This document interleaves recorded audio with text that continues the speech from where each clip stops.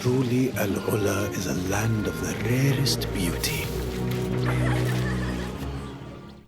Hey, have you been hearing a bunch about Saudi Arabia lately? I'd be kind of shocked if you hadn't. There was celebrity drama a few months ago when a bunch of famous comedians appeared at the Riyadh Comedy Festival in Saudi Arabia. If you're a sports fan, then you've probably heard about a bunch of Saudi Arabian investments in things like football, wrestling, golf, and a bunch of other sports. If you're a YouTube fan, then you definitely heard about Beastland, Mr. Beast's new theme park in the centre of Riyadh. And if you're a gamer, like me, then you probably heard that they recently bought a controlling stake in EA, as well as a bunch of other investments in the industry. And they've been hosting a bunch of esports tournaments attended this year by the likes of Yves Guillemot, CEO of Ubisoft, and Hideo Kojima, the man behind Metal Gear and Death Stranding. Now, I will fully admit my ignorance. I didn't really know much about Saudi Arabia. It's just not something I'd ever really looked into. But the fact that they keep coming up, investing billions of dollars into different entertainment industries is notable, right? Why is everyone going to Saudi Arabia? And why do a bunch of my mutuals seem so annoyed and upset about it? I've been wondering about this for a while, but the thing that really pushed me to start looking into it was a recent completely free DLC for Assassin's Creed Mirage. Valley of Memory was announced by good old Yves at that esports tournament and is in fact set in Saudi Arabia. This is weird. Assassin's Creed Mirage came out 2 years ago with no DLC and, at the time, no plans for DLC. So releasing a 6-hour campaign for free 2 years later is quite surprising and very confusing. Made even more confusing by the fact that it's actually pretty good, easily up to the standard of a paid DLC. So why did they give it away for free? Why does it exist at all? Shall we do a little digging? Valley of Memory takes Basim, the protagonist of Mirage, on a pilgrimage across the desert to the ancient city of Alula in what is now Saudi Arabia, in search of his father who abandoned him many years ago. While he's there, he kills a few bad guys, claims a few monuments, and saves some people in a very classic Assassin's Creed way. The whole thing feels completely standard for an Assassin's Creed DLC expansion, taking the main character to an interesting location to stab some people and uncover some mysteries. It looks great. Alula is an undeniably interesting location, with all these ancient tombs carved into the mountains and a nearby desert oasis. It makes a lot of sense as a setting the series would pick, and while it's a little hard to place when exactly in Mirage this is supposed to take place, not after the main campaign that's for sure, the writing feels perfectly in keeping with the writing of the base game. The villains are cartoon characters, but the interpersonal emotional stuff is handled very well, especially Basim's final reunion with his father. Nothing within this DLC feels anything but ordinary for the series, except for the fact that it's coming out 2 years after the game's release for free. I sometimes get accused of being too cynical. Why can't you just enjoy a cool free thing, Kyle? I'll tell you why. Because, like a lot of Assassin's Creed games have done for their setting, Valley of Memory made me quite interested in Alula. Why is such an interesting place not more famous? Why is this the first time I'm hearing about the city carved into the mountains next to a desert oasis? It's because, until 2019, it was impossible for anyone outside of Saudi Arabia to actually go there. Tourism visas were not available. Full stop. But since 2019, the Saudi government has been heavily pushing Alula as a tourist destination, as any country with 2,000-year-old tombs of a dead empire would. But why the reluctance and why the change? I know I'm beating around the bush here, which is probably quite frustrating if you're more familiar with Saudi Arabia than I was. But I know I'm not the only ignorant person out there, and I'd like to set the scene before we delve into this. So, if, like me, you don't know much about Saudi Arabia, let me tell you about Saudi Arabia. Stressed? Relax by the Saudi Red Sea. 5-star stays, soft sands, and nearby Jeddah's electric nights. No layovers, no hassle. Stay close. Color your summer in Saudi. Saudi Arabia is a very weird country. Politically and geographically, it is a complete anomaly on the world stage. Let's start with the basics. Saudi Arabia is here, in the region of the world that us Westerners normally call the Middle East. It is the largest and one of the wealthiest countries in the Middle East by a fairly significant margin. That should be impossible, and yet it's true anyway. It should be impossible because while Saudi Arabia has large borders, 90% of the land within Saudi Arabia is uninhabitable desert. where there were no major cities and no civilization other than nomadic desert tribes for thousands of years. The modern state of Saudi Arabia was officially codified in 1932 when King Abdulaziz, known in the West as Ibn Saud, conquered the various tribes through military conquest and united them under the banner of the House of Saud. At that time, Ibn Saud was still ruling over a kingdom of empty desert, but he struck a deal with the US President Franklin D. Roosevelt that the Americans could start searching for oil within the borders of the country, which they eventually found in 1938. And then they found more. And then they found even more, culminating in 1948 with the Ghawar oil field, the largest oil field in the world.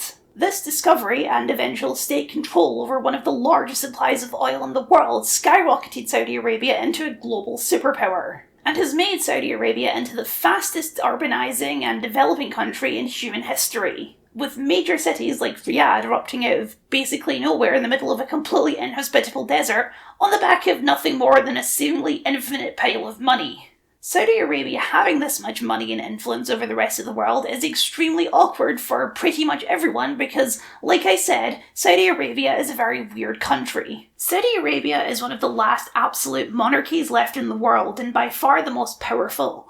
That means that, unlike the UK, where the king is mostly the figurehead to a democratic system, the King of Saudi Arabia has complete and total authority over the entire country, everything it does, and no accountability to anyone. Well, no one except God, I guess, because not only is Saudi Arabia autocratic, it's theocratic, with Islam as the state religion and primary governing philosophy. What we typically call here Sharia law, even though that phrase doesn't really make sense because Sharia is just the Arabic word for religious law, so Sharia law is basically just saying law, but I'm getting off topic. Saudi Arabia, until recently, we'll get there, subscribed to an extreme fundamentalist version of Islam called Wahhabism.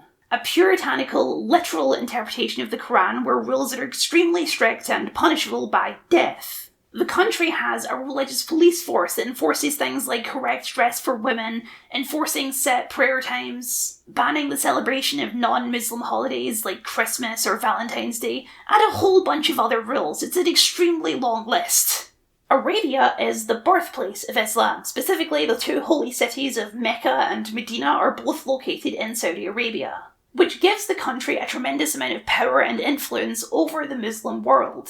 One of the core pillars of Islam is the Hajj, a pilgrimage to Mecca that should be done at least once in a Muslim's life. This combination of religious significance and oil money has allowed Saudi Arabia to rise to global significance while running what many have called a medieval kingdom in the 21st century. When I said the rules are punishable by death, I mean that you'll be publicly beheaded if you're gay. Hell, you can get thrown in jail just for insulting the king, because if you're an absolute monarch with unquestionable control, then why wouldn't you do that? This makes it extremely difficult to get an accurate reading on how the country actually feels about the ruling class, but the House of Saud has never been unpopular. They've managed to keep the country relatively stable in a very unstable part of the world, and moreover, there are advantages to living under a religious oil oligarchy. Saudi citizens do not pay taxes and are heavily subsidised for most of the essentials, like healthcare. A lot of the country is also extremely conservative, especially in rural areas, and so don't actually mind living under the extremely strict understanding of Sharia that the Saudi Arabia government enforces. The word citizen is important though, because about 40% of the population of Saudi Arabia are not actually citizens. Mostly migrant workers from places like Syria and Kenya, and the conditions that non-citizens live under are drastically different from citizens. In fact, it has been called by many modern slavery. For decades, Saudi Arabia has been one of the highest on the watch lists of human rights organisations like Human Rights Watch and Amnesty International because of this combination of authoritarian control and religious conservative law, leading to one of the most morbid top 10 lists that I've ever read, 10 ways that Saudi Arabia violates human rights. Increasing public executions, discrimination against women, injustice in the courts and prisons, violence against immigrants. Suppression of the press, suppression of free speech, no LGBTQ rights at all. Travel bans, forced evictions, and protesting any of this is a crime. Which all brings us back to our original question. Why the fuck is Mr. Beast making a theme park in Saudi Arabia? Massive announcement! I'm opening a theme park in Riyadh, Saudi Arabia on November 13th. Now, you may think the answer is obvious. Money. Mr. Beast is there because the Saudis offered him a giant dump truck full of money that was large enough to ignore all of the human rights issues. Assuming he cared at all, I don't know Jimmy's, so let's charitably assume it was a very large dump truck.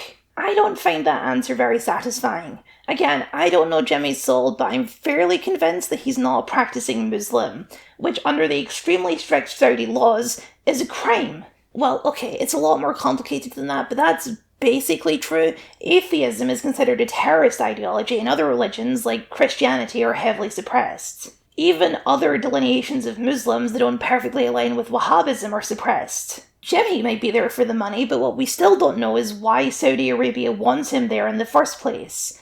The answer to that question is a much more tangled web. To understand the current state of Saudi Arabia, you first need to understand this man, Crown Prince Mohammed bin Salman, or MBS for short, the current de facto ruler of Saudi Arabia. He's technically not king yet, but his father is 90 and happy to let his son do the job of ruling the country. In 2015, the previous king of Saudi Arabia died and was replaced by his brother, King Salman bin Abdulaziz. The new king then immediately went about setting up his successor, his youngest son, MBS. Over the past decade, MBS's power and influence has skyrocketed all the way from Minister of Defence to Crown Prince, along the way consolidating power and trimming excess bureaucracy to give himself greater control over the government and, more importantly, government spending. A big part of MBS's push has been branding himself as a reformer, taking Saudi Arabia out of the Middle Ages and into the modern day. This has resulted in some key changes like allowing women to drive, removing some of the restrictions on what women are allowed to wear and where they're allowed to work, defanging the religious police, and just in general pushing to separate the government from the Wahhabists. This is all part of MBS's ambitious Vision 2030 project to completely transform Saudi Arabia's economy and global image over the next decade. And this all sounds pretty good, right? But we still have the question of why? Is MBS just a kind-hearted progressive soul doing this out of the goodness of his heart? No. That is absolutely the image that MBS wants to project, but he royally fucked that up in 2018 with the murder of Jamal Khashoggi. If you don't remember this story, Jamal Khashoggi was a Saudi journalist based in the US who was critical of the Saudi government. In October of 2018, he walked into the Saudi embassy in Istanbul and was swiftly murdered by a hit squad on the orders of Crown Prince MBS, at least according to a UN report on the case. More than just being an awful and outrageous thing to do, this was a pretty major PR fuck-up for MBS, especially as he was trying to brand himself as a reformer. But that's only the most public issue that calls the Saudis' intentions into question. There's also their bombing and blockade campaign in Yemen, which has already led to the deaths of hundreds of thousands of civilians, and all of those human rights issues that I mentioned like a minute ago. Sure, it's good that women can drive now. Better late than never, I guess, but that does not mean that things are good in Saudi Arabia. All of these investments in sports and entertainment are all an attempt to change public opinion of Saudi Arabia. There's more to it than that, which we'll get into, but this rebranding of Saudi Arabia from place that murders journalists to place that hosts WrestleMania is a very deliberate project on the behalf of the Crown Prince and the royal family. The word for this is whitewashing, or more specifically, sports washing. When you Google Saudi Arabia now, you're more likely to get a bunch of stories about their sports investments or their tourism industry, and not stories about that time they murdered a journalist or the fact that all of these tourist attractions are being built with slave labour. Right now, pretty much every single one of those stories ends with a paragraph about the ongoing human rights issues, but that Forbes article about WrestleMania actually sums this up pretty well. Once upon a time, the term Saudi Arabia struck fear and outrage into the heart of wrestling Twitter. At the height of Saudi toxicity, elected officials, known for their unwavering morals, publicly criticised and discouraged WWE from moving forward with Crown Jewel 2018 following the tragic murder of journalist Jamal Khashoggi.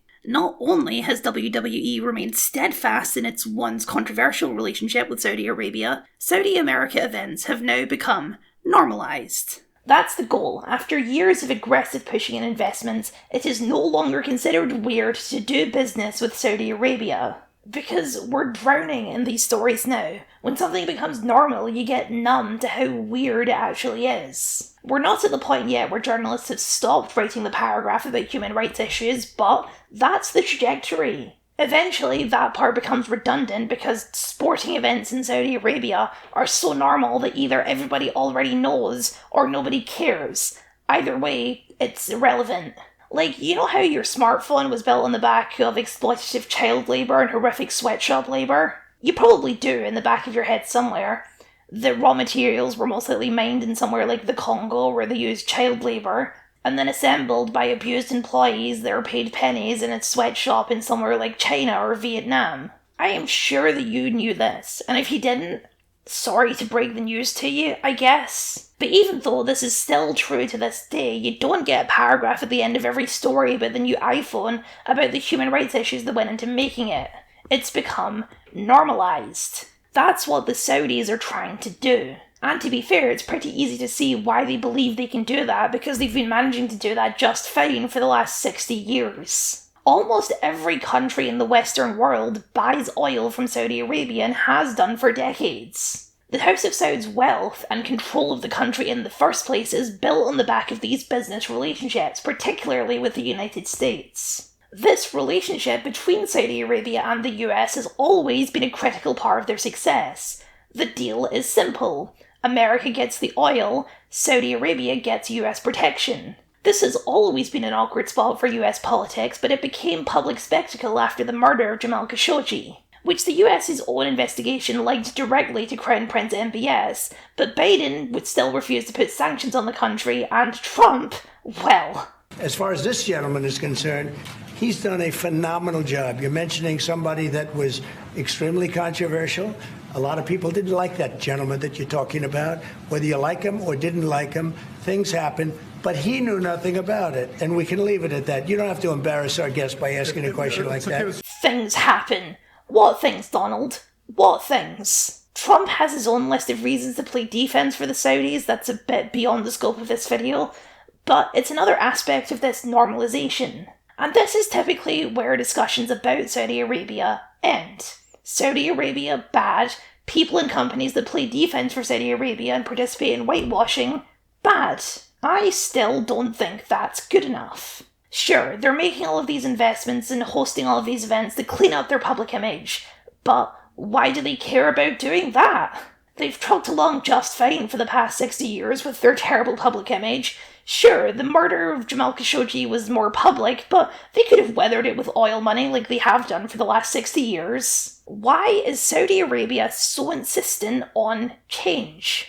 We are in Saudi Arabia very happy to welcome everyone around the world to know our country and our culture.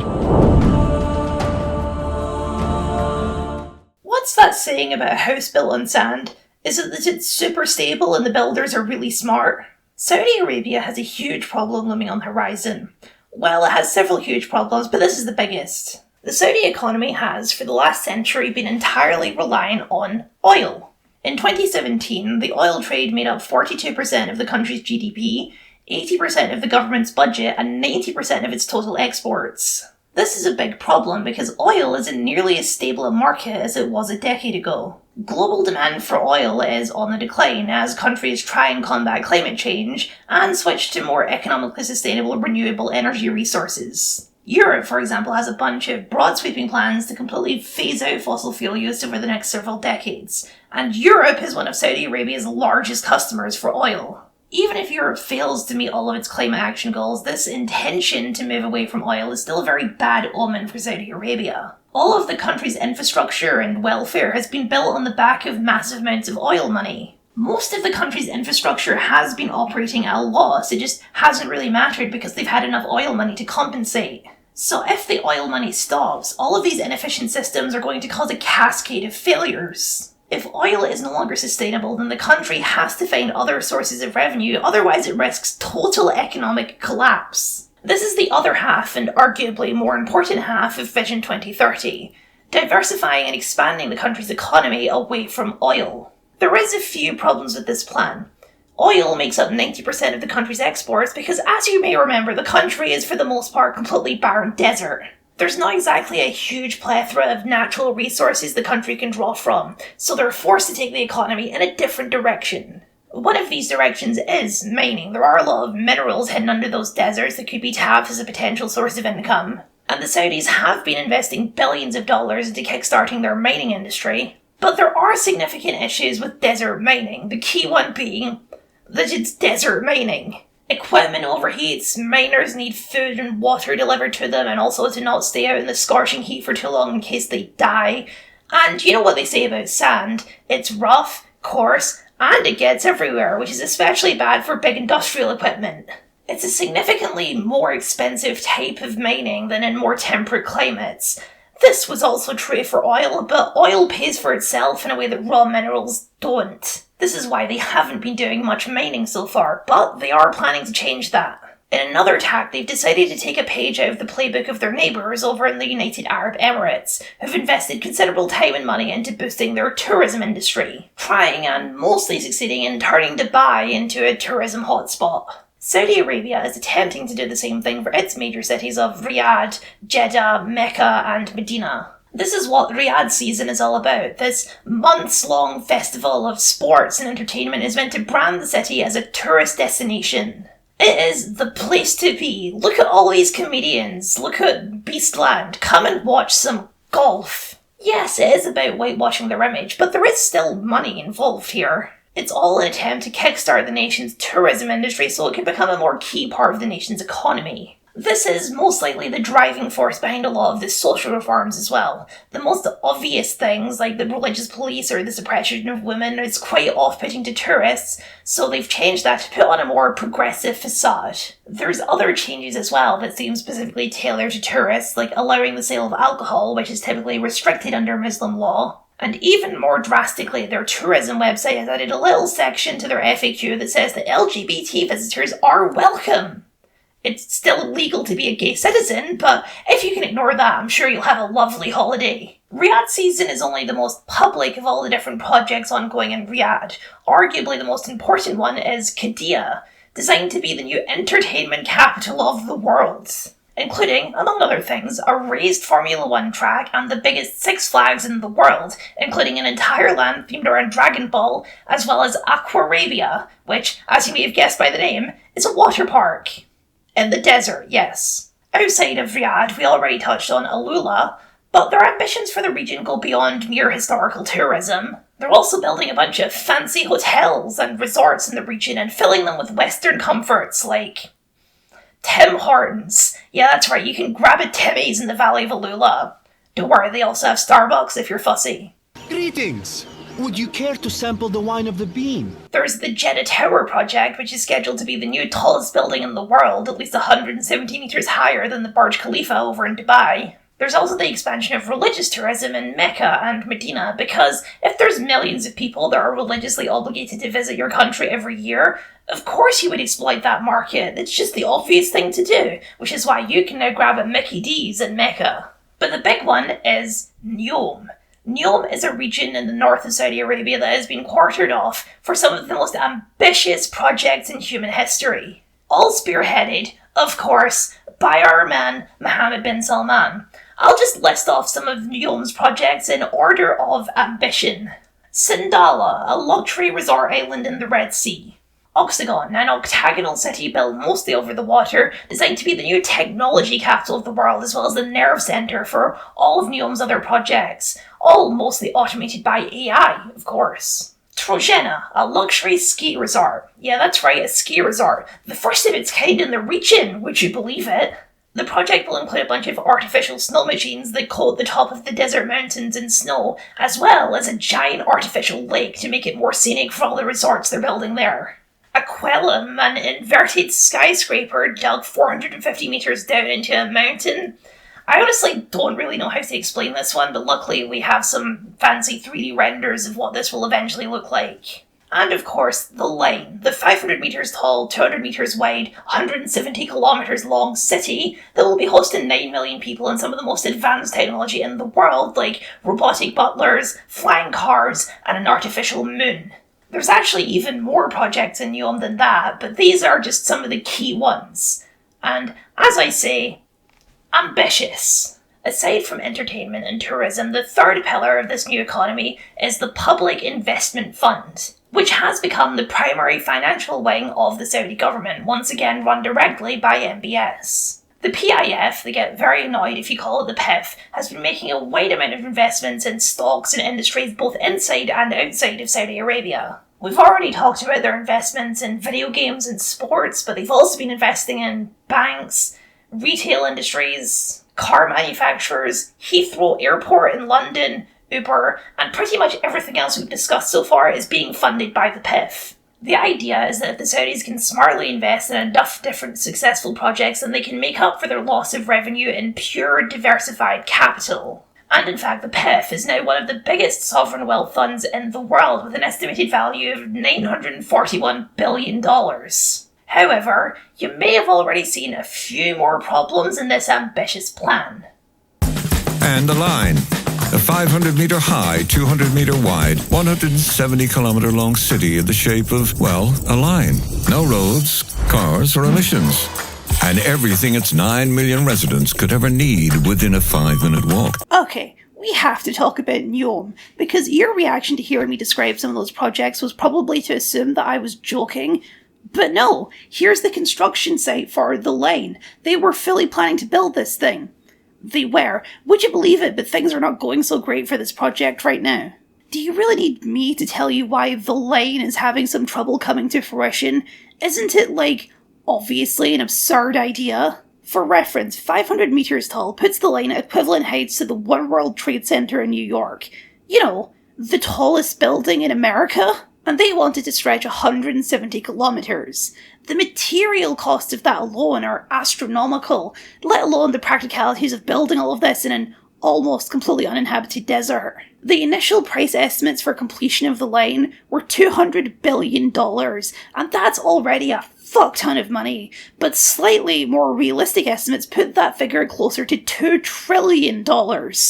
Which you will know is over double the entire valuation of the PIF, and that's just the line. That doesn't even get into any of the other projects like the desert ski resort. Neom is a pipe dream, an obviously absurd pipe dream. After 7 years of development, only one project has actually been finished, and that's Sindala, the resort island, by far the most realistic and attainable goal of the entire project. And even that was 3 years behind schedule, massively over budget, and despite having an opening party that cost $45 million, it still isn't actually open to the public yet, because the mechanisms to actually get to the island haven't been properly implemented yet. And also apparently it's too windy to play golf.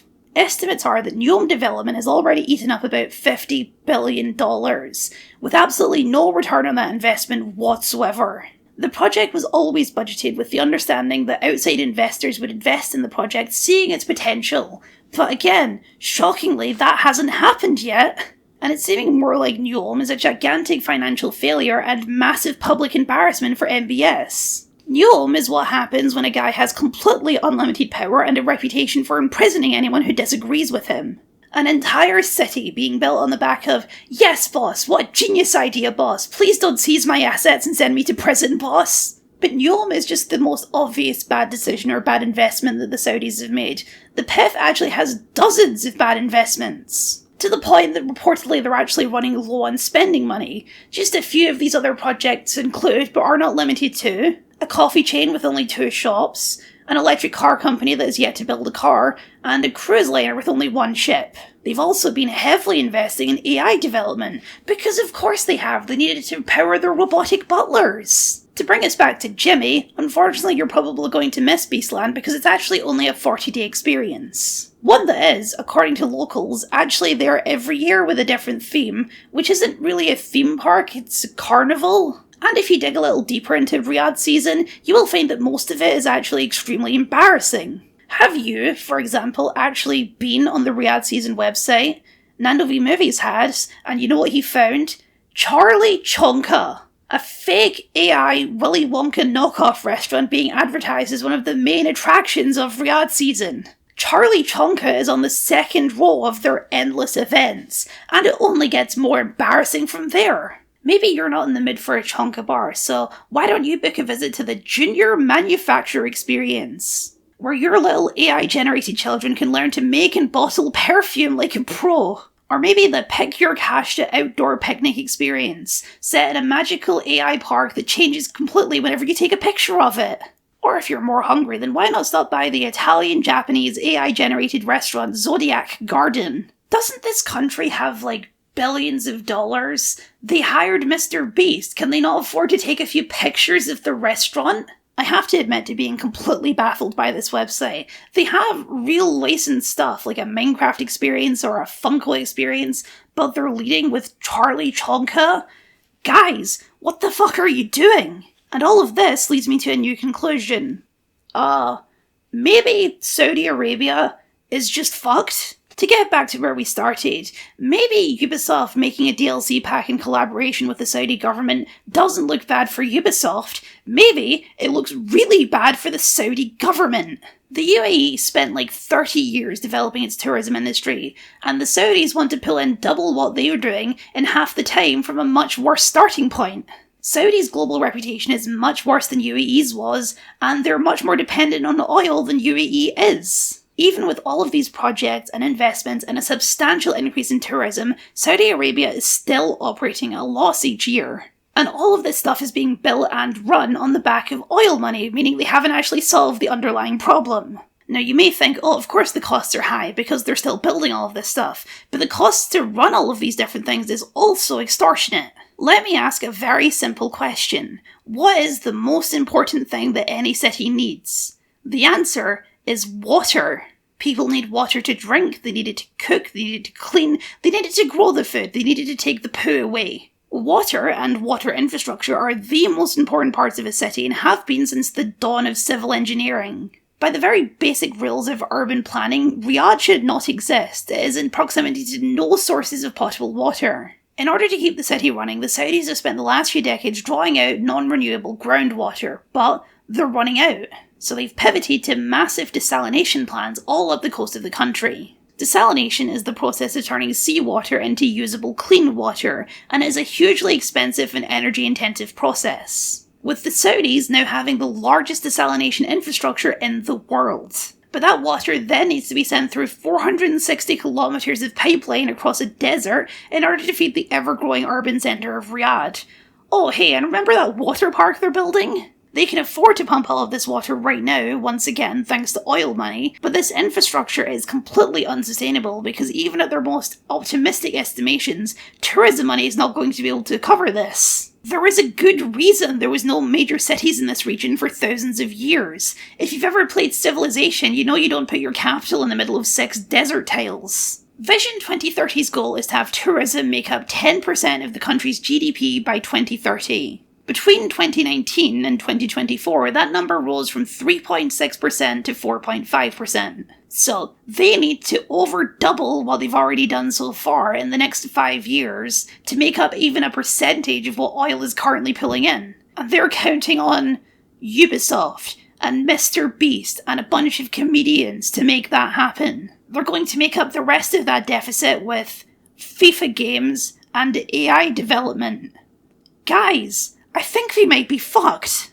And even if all of their financial plans magically do work out, oil money hasn't just secured their financial stability, it's also been critical in their political stability. Because it's been understood for the last 60 years that if the House of Saud falls, it would absolutely wreck the global economy because of what it would do to the global oil industry. That was the deal, remember? Oil for security. There's a reason that the Saudis needed that security. It's because they're absolutely surrounded by enemies. The biggest is Iran, just across the Persian Gulf, who's been in a cold war with Saudi Arabia for basically their entire existence. This is partly the cause of the bombing campaign in Yemen, because the revolutionary Houthis were more aligned with Iran than the previously Saudi-backed government of Yemen. And the Saudis saw this as a major security threat, which was not a completely outlandish idea.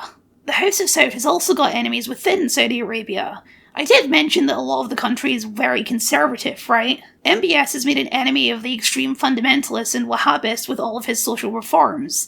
People who think he's gone too far and gone against the religion. Enemies within, enemies without, and they're spending billions of dollars drawing lines in the desert. I'm not a betting man, but I don't like those odds. About it. For example, everybody has opinions about it, Jamal. How do you reconcile them? For example, how do you reconcile the extreme right wing? Let's talk about something other than women driving. Neom project, this futuristic city that he is planning to invest $500 billion in it. What if it goes wrong? It could bankrupt the country. But no one's allowed to criticize it. But no one allowed to write an objective piece in any newspaper saying, your own piece. I realized as I was writing this video that I didn't really know much about Jamal Khashoggi. I knew that he was critical of the Saudi government, and I knew that he was murdered. So I decided to rectify that by reading the articles he wrote for the Washington Post in the couple years before he died. And I think what struck me most about them is how tame they are. This was not a man calling for MBS's head on a spike and trying to incite armed revolution. He devoted a large section of a lot of those articles to talking about how he largely agreed with the social reforms MBS was making and how he wanted Vision 2030 to succeed. He was not calling for the end of the monarchy. He was, at best, asking very nicely for a little more democratic representation and for the government to stop arresting his fellow journalists and activists. And he was murdered for that. I don't really understand how you rectify that with any talk of freedom or reform. The Saudi monarchy is a kingdom built on borrowed time. They used a magical substance to fend off the march of time for a century, but that magic is losing its luster, and time is closing in. There was a path where Saudi Arabia could have meaningfully changed, but that would have required one of the most powerful men in the world sacrificing just a tiny bit of his power. But a guy who doesn't even let people who agree with him offer mild critique is a guy who's doomed to failure. Researching this, I have a very different perspective on all of this than I had assumed going in. I had assumed that Beastland, all these entertainment investments and sports investments, was just a filthy rich country flaunting their wealth. But if you look between the cracks, there is an air of desperation behind it. Mr. Beast does not need Mohammed bin Salman, but Mohammed bin Salman needs Mr. Beast. I do not see a genius and fearless leader dragging his country into the 21st century. I see a man who is desperately clinging onto a system of power that cannot possibly sustain itself, hoping that if he just throw enough money at problems, those problems go away. I think part of the reason these discussions usually end at Mr. Beast bad, Saudi Arabia bad, is that if you keep following this line of thought, you get to a very uncomfortable question. What's the alternative? Let's say we all boycott all of the companies who have ever done business with Saudi Arabia. It works, and now nobody is doing business with the Saudis. What happens next? Is a failing, collapsing government going to help the people of Saudi Arabia? Do we assume that whatever replaces MBS will be better? The chances of it being a nice Western-friendly liberal democracy that takes power are extremely slim. It's much more likely to be one of the even more conservative religious factions that rises to power, and that's not going to be good for anyone. One of the problems whenever you dig into stuff like this is that there are no disco options. There is no option where everyone lives happily ever after. The status quo is unsustainable, and I think counting on MBS to have a change of heart and become a good, noble king is very naive. So I only see two potential futures. Either the Saudi plan works and they're able to transition their economy and we get a new holiday destination where gay people are still executed and critics are still thrown in jail, only now it's funded by Western tourism money instead of Western oil money. Or we get one of the biggest and most powerful countries in the Middle East thrown into complete political turmoil and chaos as princes and tribal leaders and religious leaders and neighbouring countries all vie for power and control over the vast supplies of oil that the country still has, or, maybe more importantly, the two most important places in Islam. I don't like either of those options, and if you can think of a more optimistic option, I would love to hear about it, genuinely. Unless you're one of those accounts that seeks out any criticism of Saudi Arabia to yell at them for being a Westerner who couldn't possibly understand the genius of MBS. I would advise you that a government that arrests and kills journalists for not towing the party line is not a government that you should automatically trust, but maybe that's a hot take. But the reality is, I don't live in Saudi Arabia. I've never been there. I probably will never go there, especially not after making this video. I wanted to know why so many celebrities and companies were going there, and I got my answer, and now all I can really do with that information is share it. I don't think we could realistically stop companies from doing business with the Saudis. That's capitalism. They'll all go where the money is. But at the very least, we should keep writing the spiel about human rights, because even if we can't stop this, we should not accept it as normal. So consider this my contribution to that. If there's one thing I have to believe in as a video essayist, it's the power of information. Ignorance may be bliss, but ignorance is ignorance, and ignorance is dangerous. Sooner or later, this will affect you, if it hasn't already, and I'd rather that you face that future with all of the information that you can. Thank you for watching, and a very special thank you to my wonderful patrons for your continued support. If you'd like to see your name up here, or just support the things that I do, then please consider signing up, it would mean a lot to me. As well as a like, comment, share, subscribe, and ring the bell. I'm done with hype, I'm pretty sure it doesn't do anything. I don't really have any videos that are super connected to this one. I guess the closest is my critique of AC Mirage from a few months ago. Or for something different, here's a video about that AI apocalypse that's definitely coming any day now.